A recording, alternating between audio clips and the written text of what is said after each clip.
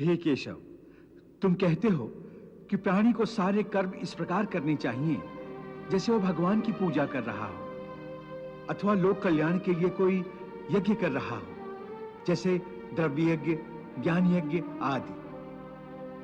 तो हे माधव, मेरे मार्गदर्शन के लिए मुझे ये बताओ कि मेरे लिए कौन सा यज्ञ उचित होगा। रण यज्ञ। रण यज्ञ? हाँ पार्थ, तुम एक क्षत्रिय हो। धर्म की रक्षा के लिए ही शस्त्र धारण करके तुम इस युद्ध भूमि पर आए हो। इसलिए इस समय तुम्हें सबसे पहले रण यज्ञ ही करना चाहिए, अर्थात युद्ध करना चाहिए। ये कृष्ण की मुरली की तान युद्ध पर ही आकर टूटती है। देख रहे हो संजय, अपनी बांसुरी से कृष्ण ने नया सुर छेड़ा है। कोई मानेगा भला? युद्ध को रण यज्ञ कह रहा है।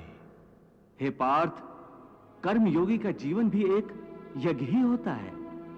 इसलिए तुम भी आसक्ति से मुक्त होकर स्वधर्म पालन करो, युद्ध करो। हे पार्थ, यदि तुम धर्म के लिए युद्ध रूपी यज्ञ करोगे तो दूसरे लोग भी तुमसे धर्म की प्रेरणा लेंगे, क्योंकि श्रेष्ठ पुरुष जो जो आचरण करते हैं, अन्य पुरुष वैसा ही आचरण करते हैं। सब उसी का अनुसरण करते हैं, क्योंकि बड़ों का अनुसरण छोटे तो करते ही हैं। हे अर्जुन, मेरी ओर देखो। यदि मैं भी तटस्थ होकर निष्क्रिय हो जाऊं, न्याय का समर्थन ना करूं, अन्याय का प्रतिरोध न करूं, तो लोग मेरा अनुसरण करके निष्क्रिय हो जाएंगे, कर्म का त्याग करेंगे और इस लोक का सारा विधान अस्त व्यस्त हो जाएगा, संसार नष्ट हो जाएगा। इसीलिए श्रेष्ठ लोगों को दूसरों को अधर्म से बचाने और धर्म के रास्ते पर चलाने के लिए आदर्श कर्मों का उदाहरण दिखाना पड़ता है। मैं भी इसी उद्देश्य से कर्म करता हूं। इसलिए नहीं करता कि मुझे कर्म करके कुछ पाना है, असाध्य को साधना है। सब तो मेरे वश में है। यद्ददाचरति श्रेष्ठस्य तत्देवेतरो जनः स यत् प्रमाणं कुरुते लोकस्तदनुवर्तते। ना मे पार्थास्ति कर्तव्यम त्रिषु लोकेषु किंचन नानवाप्तमवाप्तव्यम वर्त एव च कर्मणि। श्रेष्ठ पुरुष जिस पथ पे गमन करे, चलते हैं सभी पद चिन्हों पे उनके।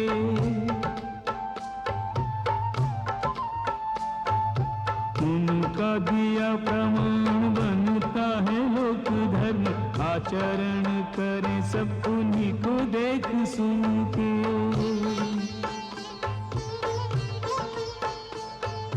मेरे लिए कोई कर्तव्य न अप्राप्य कुछ, फिर भी मैं चलता हूँ कर्म पथ चुन के। ऐसा न करूँ तो बड़ी हानि होगी पार्थ, क्योंकि मुझी को आदर्श माने प्राणी त्रिभुवन के।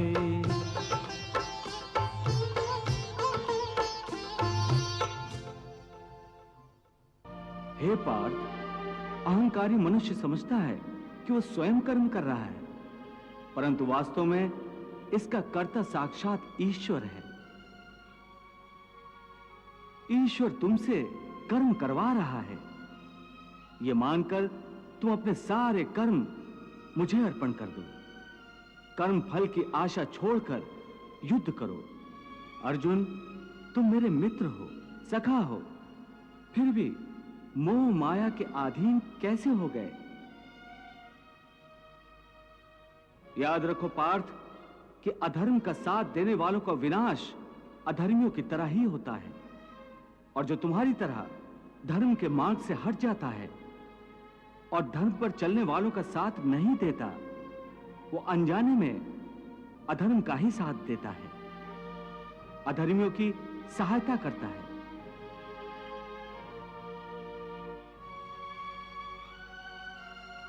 इसीलिए तुम हथियार डालकर धर्मराज युधिष्ठिर का नहीं, अधर्मी दुर्योधन का साथ दे रहे हो।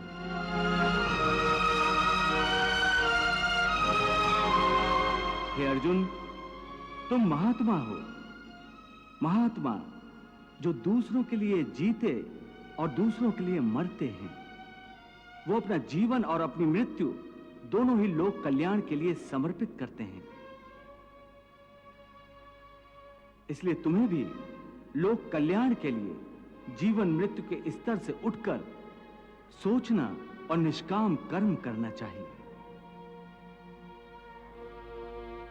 हे अर्जुन, जीवन देने वाला और लेने वाला मैं हूं, जन्म भी मैं हूं।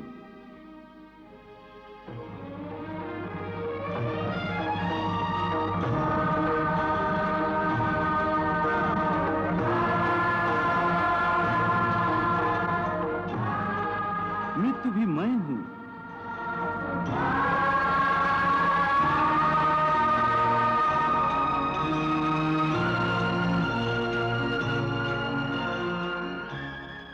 हे अर्जुन, जो अज्ञानी मेरी निंदा करते हैं, मेरे बताए हुए कर्म योग को नहीं अपनाते, वो नष्ट हो जाते हैं।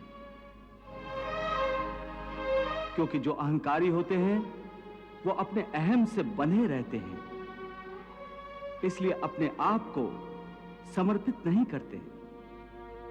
समर्पण का अर्थ है अपने आप को, अपने संपूर्ण अहम को प्रभु के चरणों में विलीन कर देना।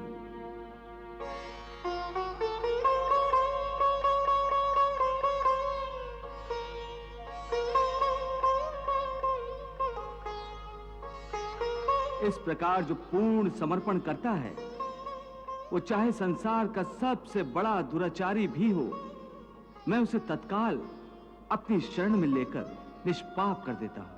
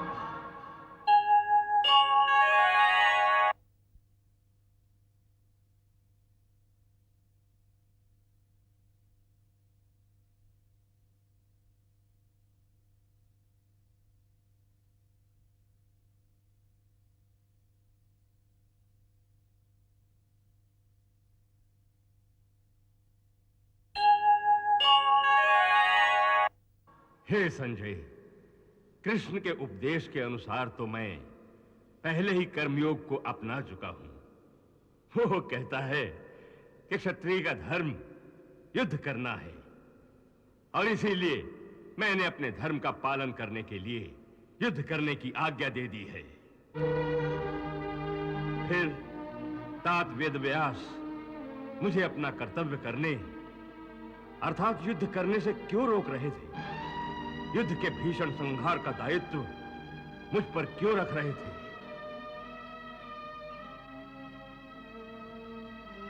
क्षमा करें महाराज, यदि मैं इसका उत्तर दे दूं, तो आपके मन को मेरा उत्तर नहीं भाएगा। संजय, मैं तुम्हें अभय देता हूं। तुम स्पष्ट रूप से कहो कि इस संबंध में तुम्हारा मन क्या कहता है। महाराज, जिसे आप कर्मयोग का नाम दे रहे हैं, वो वास्तव में निष्काम कर्मयोग नहीं था, क्योंकि इस कर्म के साथ आपकी आसक्ति जुड़ी हुई है। आप इस कर्म का फल अपनी इच्छानुसार चाहते हैं। आप हस्तिनापुर का राज सिंहासन चाहते हैं। यदि वो कर्मयोग नहीं था, तो फिर क्या था? डरो नहीं संजय, बताओ। वो एक राजनीतिक कुटिलता थी। हे पार्थ, जैसे सूर्य उदय होते ही रात का अंधकार नष्ट हो जाता है, वैसे ही ज्ञान का प्रकाश अज्ञान के अंधकार को नष्ट कर देता है। फिर मनुष्य परमात्मा की ओर जाने वाले मार्ग से कभी भटकता नहीं, विचलित होता नहीं। ज्ञान का साक्षात्कार होने के कारण मनुष्य जान जाता है कि एक ही कर्म पुण्य कैसे बनता है और वही कर्म पाप कैसे बन जाता है। तुम कहते हो कि एक ही कर्म पुण्य भी हो सकता है और पाप भी, वो कैसे? मैं बताता हूं पार्थ। उदाहरण के तौर पर एक कर्म को लो। एक मनुष्य ने दूसरे मनुष्य की हत्या कर दी है, तो मुख्य कर्म क्या हुआ? हत्या करना। परंतु यही कर्म पुण्य भी हो सकता है और पाप भी। वो कैसे? एक मनुष्य किसी कमजोर बूढ़े व्यक्ति का धन लूटने के लिए उसकी हत्या कर देता है।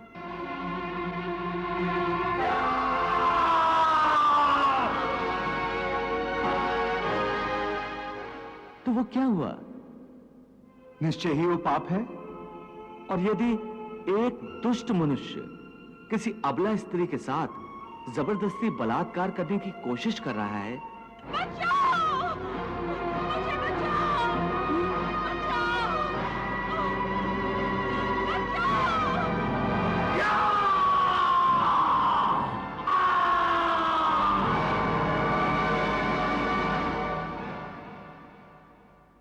तो उस अबला की रक्षा के लिए यदि बलात्कार करने वाले की हत्या कर दी जाए तो वो क्या होगा? ये तो स्पष्ट है कि किसी निसहाय अबला की रक्षा करना पुण्य होगा। तुमने स्वयं ही अपने प्रश्न का उत्तर दे दिया पार्थ। कर्म तो वही रहा, किसी की हत्या करना, परंतु उस कर्म के पीछे भावना क्या है? मारने वाले की नियत क्या है? इसी के फर्क से एक ही कर्म पाप हो सकता है अथवा पुण्य। हे अर्जुन, जिस भावना, जिस नियत से मनुष्य कर्म करता है, उस नियत के कारण एक ही कर्म किसी के लिए पाप बन जाता है तो किसी के लिए पुण्य बन जाता है। कर्म के इस ज्ञान के द्वारा ही मनुष्य को कर्म, अकर्म और विकर्म की पहचान होती है।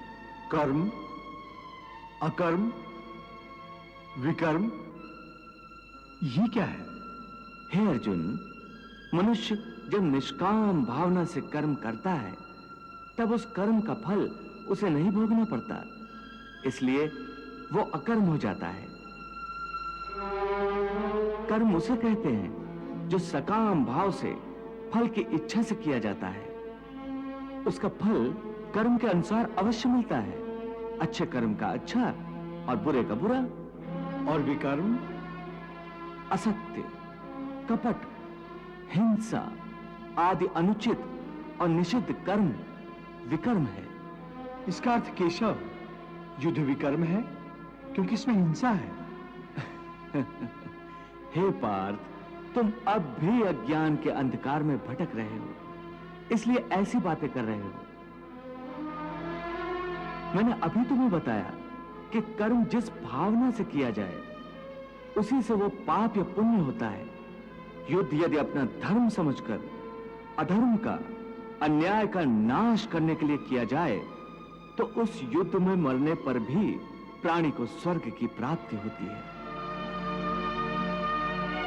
इसलिए तुम सारी शंका कुशंकाओं को त्याग दो और युद्ध करो। हे अर्जुन, जब तुम्हें ज्ञान प्राप्त होगा तब तुम जान जाओगे कि यह संसार मेरी ही माया है, यह संसार मेरे ही से उत्पन्न हुआ है। मैं ही संसार का पालक हूं।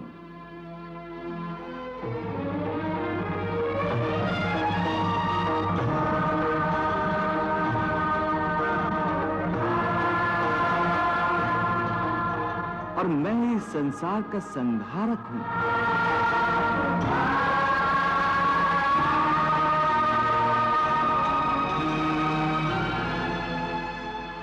ये सारी सृष्टि मेरी ही माया का खेल है।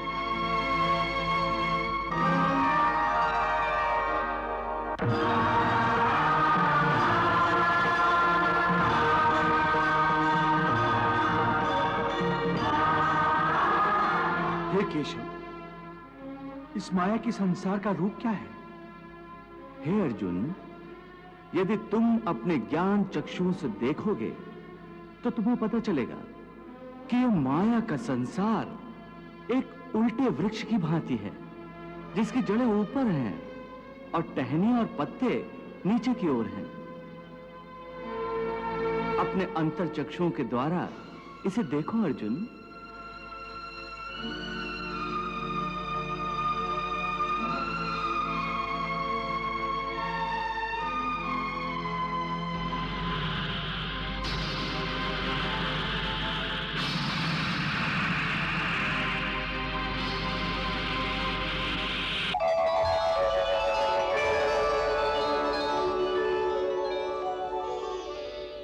हे केशव, मैं संसार वृक्ष को देख सकता हूं।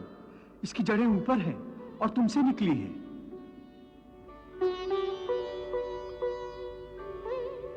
हाँ अर्जुन, जैसा मैंने कहा, यह माया का संसार मेरे ही से उत्पन्न हुआ है, इसलिए इसकी जड़ें मेरे में हैं और माया का स्थान क्योंकि मुझसे नीचे है, इसलिए यह पेड़ उल्टा है। ऊर्ध्वमूलम अधः शाखम अश्वत्थम प्राहुरव्यम छंदासि यस्य पर्णानि यस्तम वेद सा वेदवित्।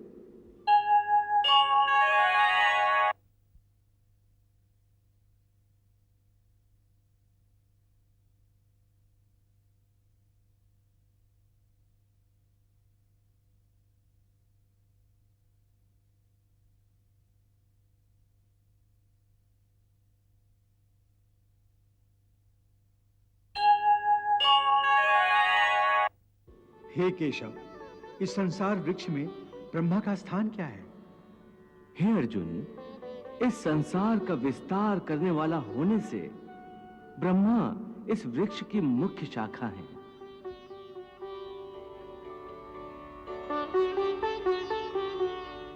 और वेद इसके पत्ते हैं।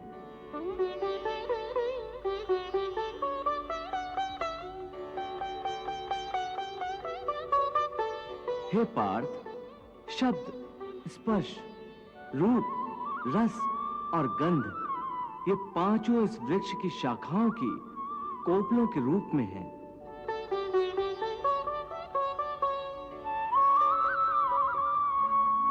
हे पार्थ, इस माया वृक्ष को सत, रज और तम तीनों गुणों के जल से सींचा जाता है।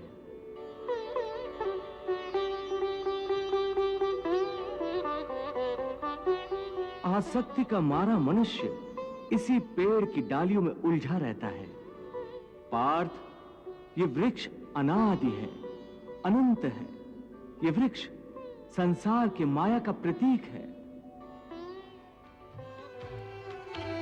अर्जुन, संसार को तू पीपल का वृक्ष जान, वृक्ष वो के जड़ जिसकी ऊपर की ओर है। ब्रह्मा जी प्रमुख शाख, वेद जिसके पल्लव हैं, आदि मध्य अंतहीन, और है न छोर है।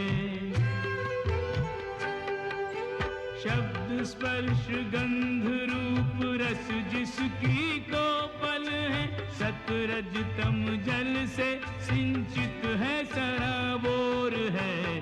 पल पल बनते मिटते बदलते इस वृक्ष को, वैराग्य की कुठारी बिन काटना कठोर है। वैराग्य की कुल्हाड़ी बिन काटना कठोर है।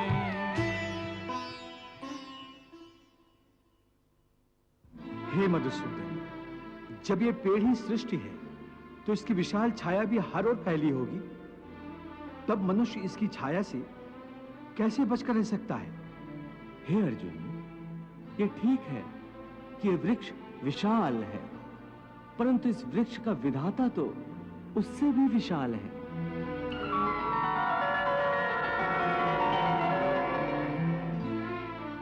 हे अर्जुन, जब तुम ज्ञान और वैराग्य की तलवार से इस संसार वृक्ष को काट दोगे,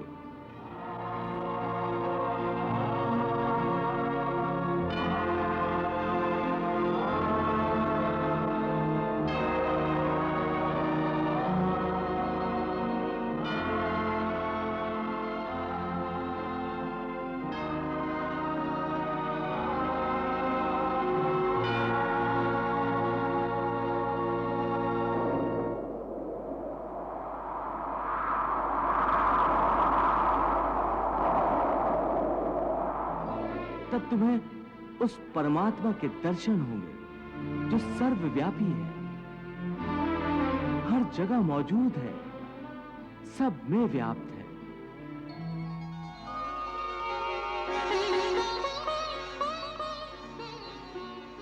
इसलिए पार्थ, तुम मेरी शरण में आओ।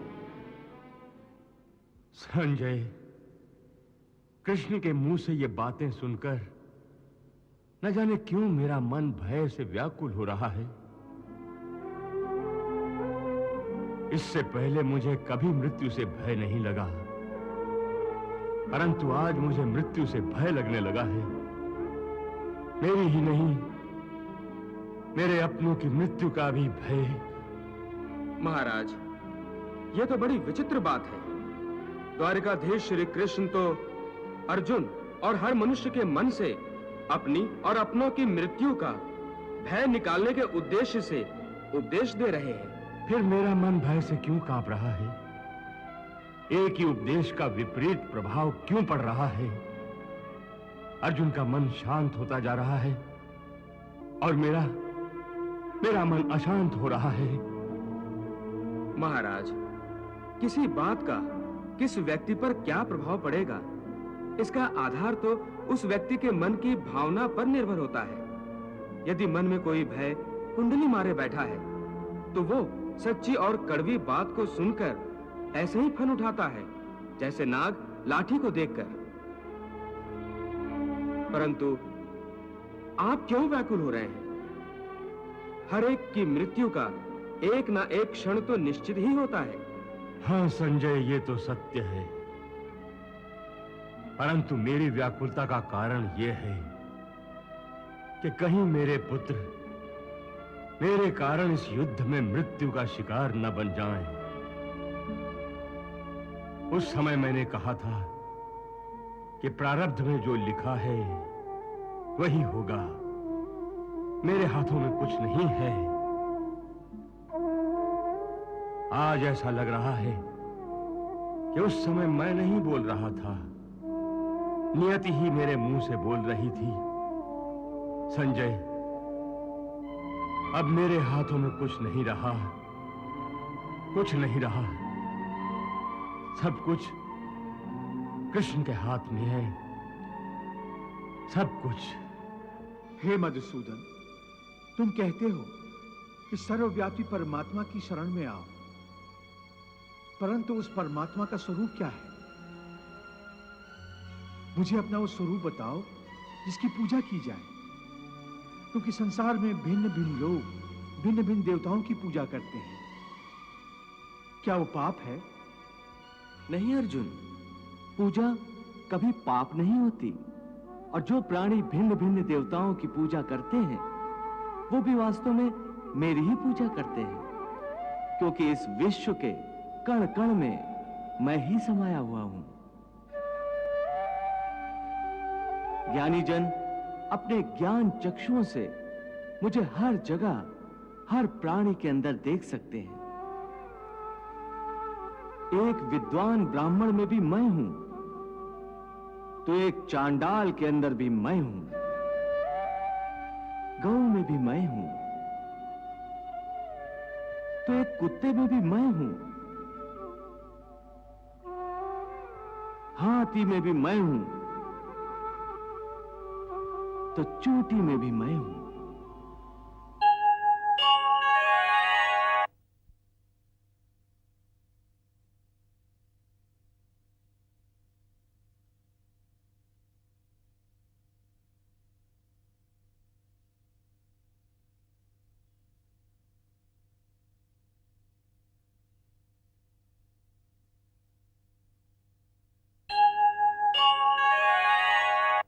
विद्या विनय संपन्ने ब्राह्मणे गवि हस्तनी शुनि चैव स्वपाके च पंडिता समदर्शिना।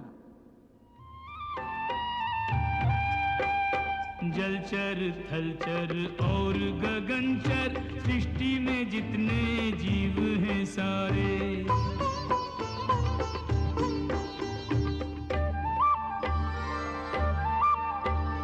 सब में वही करतार समाया, रूप है नाम है न्यारे न्यारे। स्थावर जंगम जड़ चेतन सब,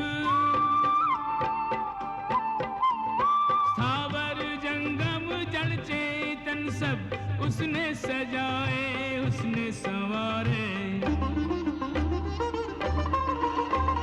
स्थावर जंगम जड़ चेतन सब उसने सजाए उसने संवारे। नर में पशु में ऊंच में नीच में योगी ब्रह्म ही ब्रह्म निहारे। सब में वही करतार समाया, रूप है नाम है न्यारे न्यारे।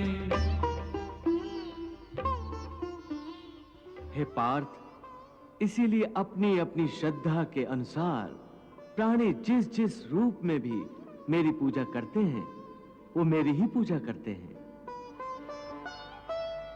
इसलिए जो जो सकामी पुरुष जिस जिस देवता के स्वरूप को श्रद्धा से पूजना चाहते हैं, मैं उस भक्त की उस देवता के प्रति श्रद्धा को स्थिर कर देता हूं। यो यो याम याम तनुम भक्तः श्रद्धार्चितुमिच्छति तस्य तस्याचलाम श्रद्धाम तामेव विदधाम्यहम्। इस प्रकार बहुत से जन्मों के पश्चात उसे जब यह ज्ञान हो जाता है कि इस सारी सृष्टि में मुझ वासुदेव के सिवाय और कुछ नहीं है, तो ऐसा ज्ञानी महात्मा अंततः मुझे ही प्राप्त होता है। परंतु हे अर्जुन, ऐसा महात्मा अति दुर्लभ है। परंतु हे केशव, प्राणी तुम्हें छोड़कर भिन्न भिन्न देवताओं की पूजा ही क्यों करते हैं? हे अर्जुन, मैंने तुम्हें पहले ही बताया है कि इस त्रिगुणात्मक सृष्टि में प्राणियों के कर्म, उनकी वृत्ति, उनकी श्रद्धा भी त्रिगुणात्मक होती है। इसीलिए अपनी अपनी श्रद्धा के अनुसार सत्व गुण वाले देवताओं को पूजते हैं।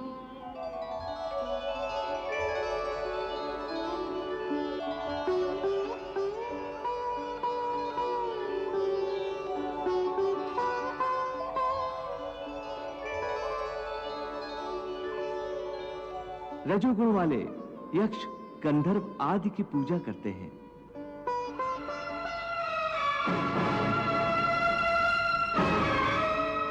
और तमोगुण वाले प्राणी भूत प्रेतों को पूजते हैं।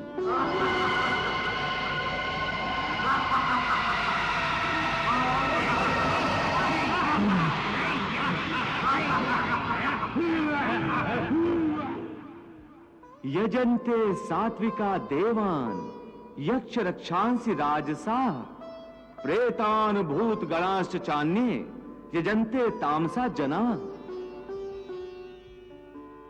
हे अर्जुन, देवताओं को पूजने वाले देवताओं को प्राप्त होते हैं और मृत्यु के उपरांत अपने कर्मानुसार कुछ काल तक स्वर्गलोक में निवास करते हैं।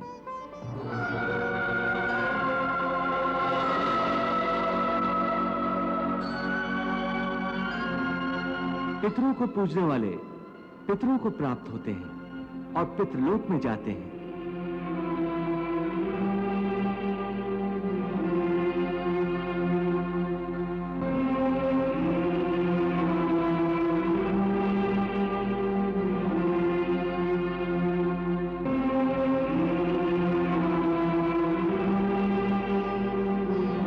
और भूत प्रेतों को पूजने वाले भूतों को प्राप्त होते हैं।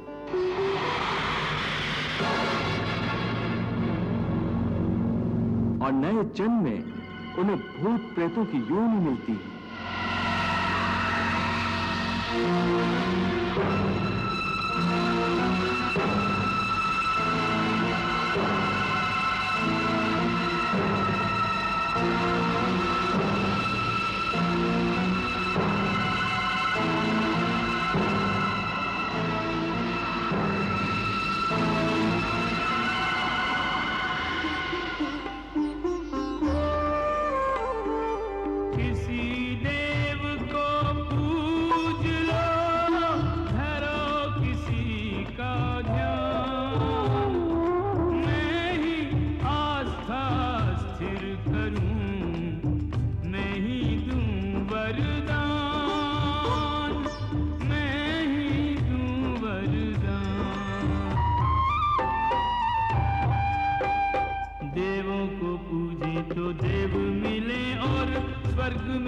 कुछ काल बिताएं।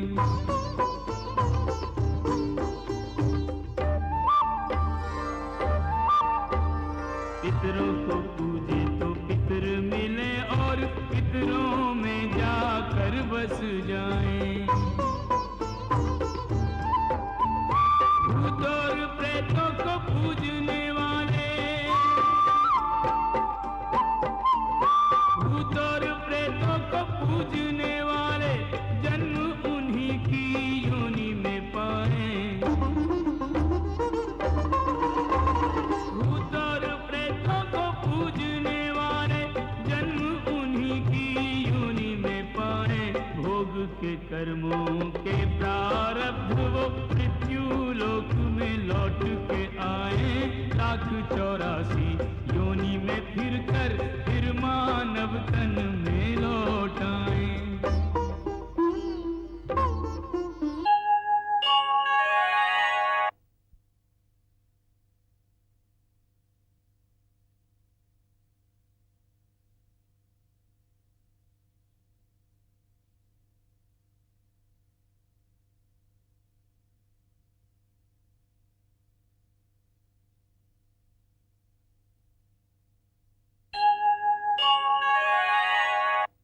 हे केशव, तुम्हारे कहने के अनुसार मनुष्य अज्ञान के अंधेरे में अपने अहं का हाथ पकड़े भटक रहा है और इसलिए समर्पण नहीं कर पाता।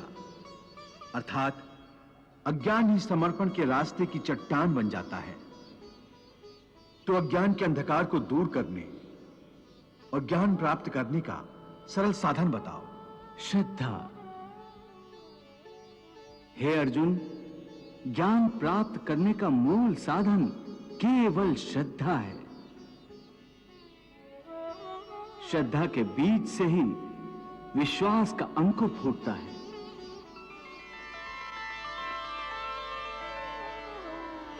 और आस्था का पौधा लहलहाने लगता है। फिर इसी पौधे पर ज्ञान के फूल खिलते हैं।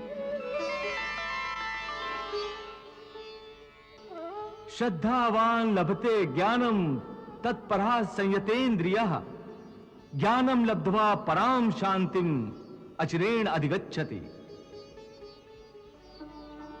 हे भोलेनाथ, भगवान श्री कृष्ण भक्ति के संबंध में श्रद्धा को अधिक महत्व क्यों दे रहे हैं? देवी, श्रद्धा बिना भक्ति कैसे हो सकती है? श्रद्धा ही भक्ति का बीज है। मनुष्य के लिए श्रद्धा ही वो दिव्य नेत्र है जिनके द्वारा एक अंधा मनुष्य भी भगवान के स्वरूप के दर्शन कर सकता है। ये श्रद्धा ही तो है जो मनुष्य को एक पत्थर की मूर्ति में भी भगवान का रूप दिखा देती है।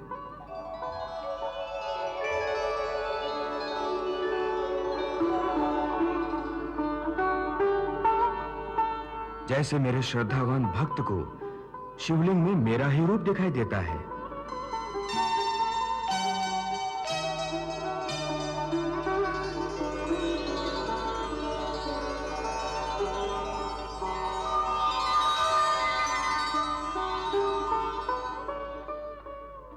परंतु एक नास्तिक को वो केवल एक पत्थर का टुकड़ा ही दिखाई देता है। देवी, श्रद्धा ना हो तो भगवान सामने भी खड़े हों तो श्रद्धाहीन नास्तिक की आंखों को वो भगवान नहीं कुछ और ही दिखाई देगा।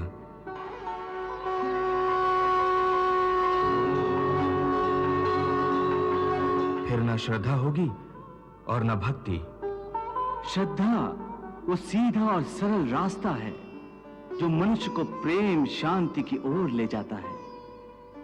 इसलिए कि श्रद्धा द्वारा मनुष्य निष्ठावान बन जाता है। और जिस मन में श्रद्धा नहीं होती वो मन संशय और शक के अंधेरों में इस प्रकार भटक जाता है कि उसे ना तो इस लोक में सुख का रास्ता मिलता है और ना परलोक में उसे शांति प्राप्त होती है। श्रद्धा बिन विनय और विनम्रता न आए पार्थ।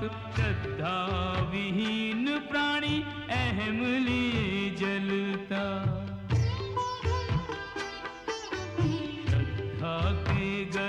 से ही लेता विश्वास जन्म, विश्वासी हृदय तर्क जाल से निकलता। श्रद्धा से निष्ठा और निष्ठा से एक निष्ठ हुए बिना काम नहीं चलता। श्रद्धा बिन प्रेम नहीं, भक्ति नहीं प्रेम बिन, के श्रद्धा ही दिलाए ईश प्राप्ति में सफलता। श्रद्धा ही दिलाए इष्ट प्राप्ति में सफलता। संजय, तुम्हारे मुख से श्री कृष्ण के उपदेश को सुन सुनकर मेरा मन शांति को खोता जा रहा है। कितनी विचित्र बात है ये। यदि आपका मन अशांत हो रहा है तो इसमें विचित्र क्या है? संजय, श्री कृष्ण के उपदेश का मुख्य उद्देश्य अर्जुन के अशांत मन को शांति देना है, परंतु मुझ पर इसका उल्टा असर हो रहा है। मेरा शांत मन अशांत होता जा रहा है। ऐसा क्यों हो रहा है संजय, क्यों हो रहा है? महाराज, श्री कृष्ण ने ठीक ही कहा है कि श्रद्धा न हो तो मनुष्य सुखी नहीं हो सकता। आपके मन में श्रद्धा का अभाव है, इसीलिए आप श्री कृष्ण के उपदेश के दर्पण में अपने आप को देखकर दुखी हो रहे हैं। हाँ संजय, मैं दुखी तो हो रहा हूं, और ऐसा लगता है कि अब यह सुख शांति मुझे कभी नहीं मिलेगी, कभी नहीं मिलेगी।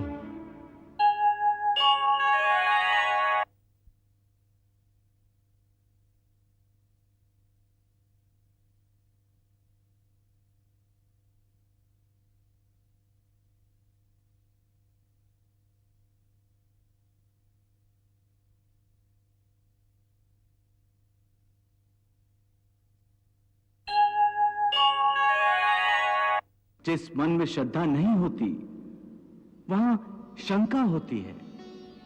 जैसे जहां उजाला नहीं होता वहां अंधेरा नहीं होता। न श्रद्धा होगी न आस्था होगी तो मनुष्य आस्तिक नहीं रहेगा, नास्तिक बन जाएगा, और वो कदापि सुखी नहीं हो सकता। हे अर्जुन, संशय के अंधकार को ज्ञान के प्रकाश से जो नष्ट कर देता है और ज्ञान द्वारा प्राप्त बुद्धि की प्रेरणा से अपने आप को समर्पित कर देता है, उसे कर्म नहीं बांध सकते। इसलिए हे पार्थ, अज्ञान के कारण जो संशय तेरे हृदय में उत्पन्न हुए हैं, उन्हें ज्ञान और विश्वास की तलवार से काटकर अपने कर्म रूपी युद्ध के लिए कमर बांध कर खड़ा हो जा। वाह प्रभु वाह। बहती रही गीता की गंगा, कर्म की धारा, भक्ति की धारा। अर्जुन के संग उस गंगा में करता रहा स्नान जग सारा।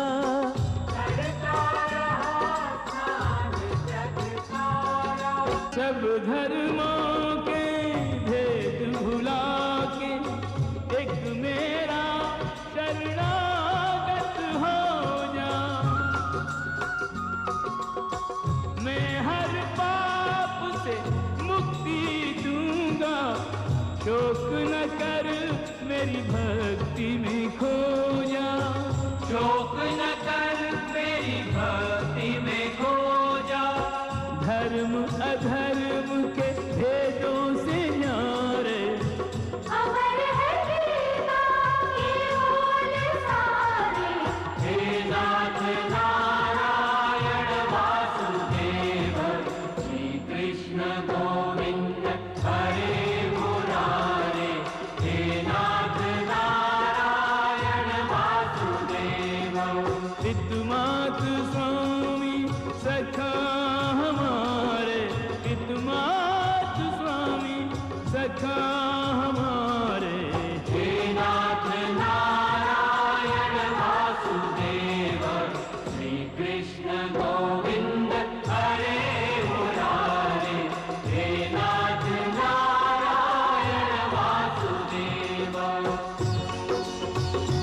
हरे कृष्णा कृष्णा कृष्णा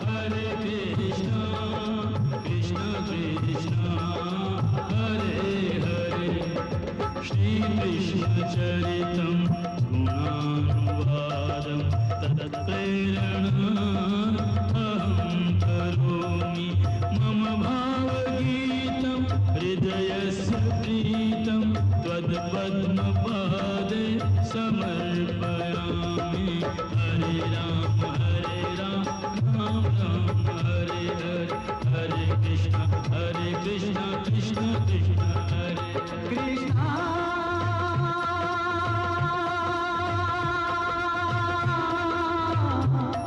कृष्णा